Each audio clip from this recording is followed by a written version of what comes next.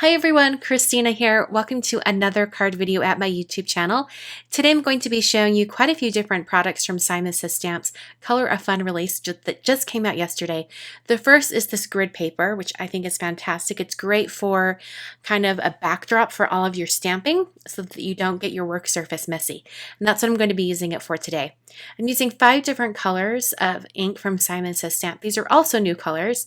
And I'm going to be using the Nautical Borders stamp set. This stamp set came out quite a while ago, but I'm going to do some plaid stamping, and I thought it would look really cool with these 2 double stripes from the stamp set. I'm stamping on some fogged cardstock. This cardstock is cut to 4 1/4 by 5 1/2 currently. I will be cutting it down later. But what I'm doing is stamping each of the colors at a slight diagonal, and I'm butting them up against each other. And because I'm using the same stamp and I'm going to be switching colors quite a bit, I'm using this absorber chamois. It's actually for washing your car, but it works great for cleaning off your stamps. I got this tip from Laura Basson, and thankfully Simon carries these absorbers now in their store. And in fact, they also have that aqua color of absorber now, and I really love that color. And what I do is I just cut down the absorber because it's this huge sheet. So I cut it down to fit inside that plastic box, that like Tupperware container, and I just put it in. I keep the stack of them in there, and because they're in a sealed off box, they stay like they don't dry out as quickly, and you do need a little bit of moisture in them in order to clean off your stamps. But I find it works really, really well for cleaning off your stamps between all of these colors. If I'm just cleaning off my stamps, if I've just used one color and I'm not as concerned about color transfer, I'll use baby wipes. But for cases like this, where I'm going to be changing colors quite a bit, or when I'm swatching my inks on swatch tags, I always use an absorber to clean off the stamp in between colors. It just tends to work better for me. So because I'm stamping these colors on fogged cardstock, they aren't as vibrant as you would get normally on top of white cardstock, but I really loved that look. So I want to do some white embossing on top of this, but I needed to test the cardstock because I knew these inks would really settle into the cardstock, and it kind of retains that moisture even though it feels dry to the touch. So because I don't want the embossing powder to stick to areas where I don't want it to, I'm just going to set this aside for quite a long time, let it dry, and then I'll come back to it in a bit. Since I had to let that dry, I thought, why not? I'll keep playing with these inks. So I thought I would do some ink smushing. And I'm just smushing those ink pads down onto this craft sheet, misting it with a little bit of water to get the color kind of moving, and then picking it up with this sheet of acetate. Now, the thing that's interesting about these inks is that they don't really react with water quite as well as distress inks would, which is understandable because distress inks are specifically formulated to work with water, and these aren't necessarily meant to do that. Their special formula is more along the lines of when it dries, that it dries back into your paper and dries really smooth. So I'm kind of stretching the use of these ink pads, just seeing what they can do. And the thing that's interesting is when you do ink smushing with these particular inks, is it has more of a dry look. And I also noticed that even though I'm picking it up with a really slick surface, which is this acetate, the ink wants to stick to that acetate. You see I've got all those dark splotches of ink.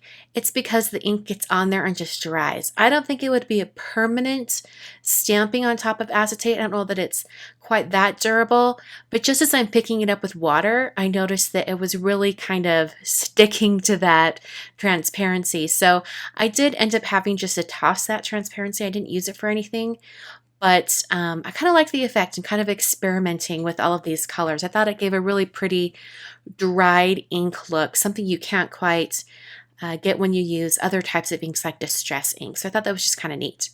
So I put on all 5 of those colors on this, and then I actually let these dry overnight because I didn't want to have to deal with any possibility of that stamping and embossing to stick to areas where I don't want it.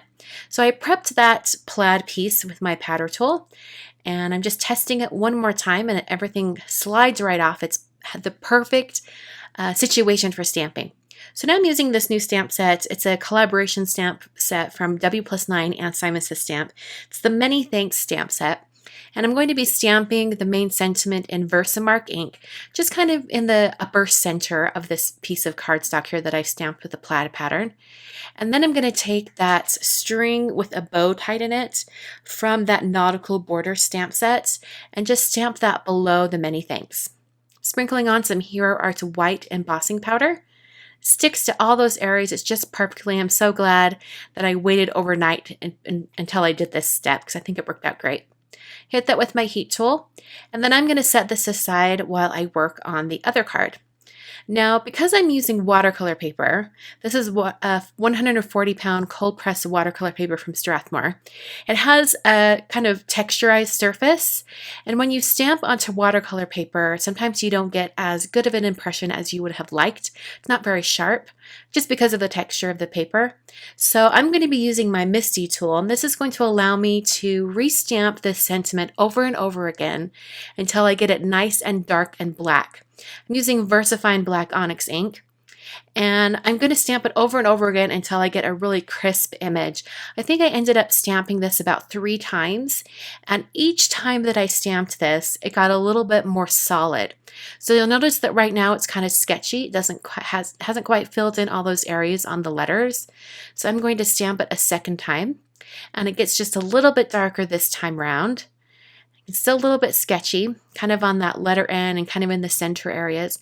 So I'm going to stamp it one more time, and it's going to get it really, really nice and dark.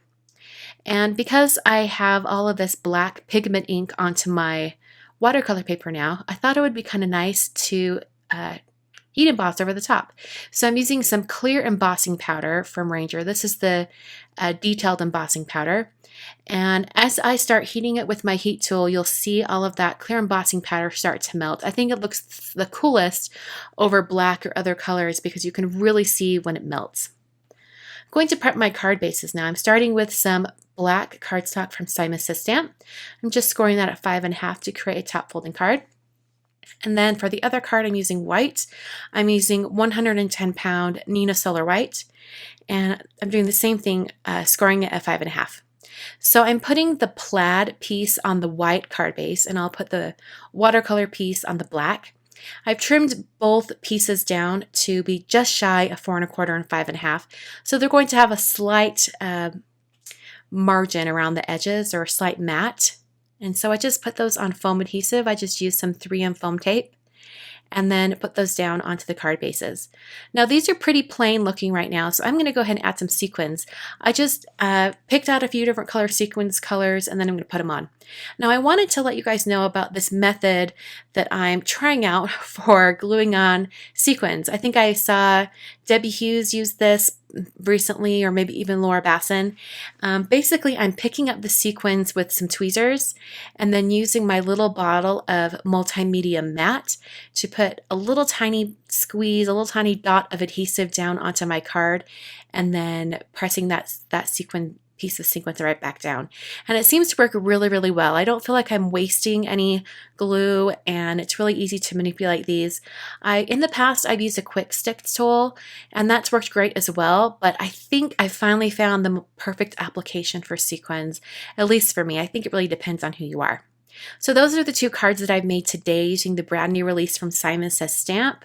I hope you guys enjoyed the cards and it gave you some ideas on what to do with some new ink colors. Thank you for watching, and I'll catch you guys next time.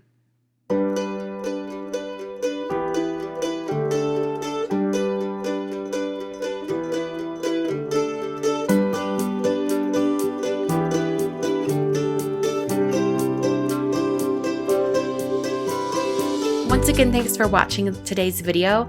On screen are some images that are for my most recent cards that I've made for you guys.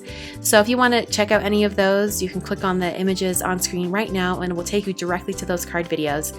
If you're on a mobile device or on your iPad or anything like that where these annotation links don't work, please check out the video description below. Thanks so much for watching, and I'll catch you guys next time.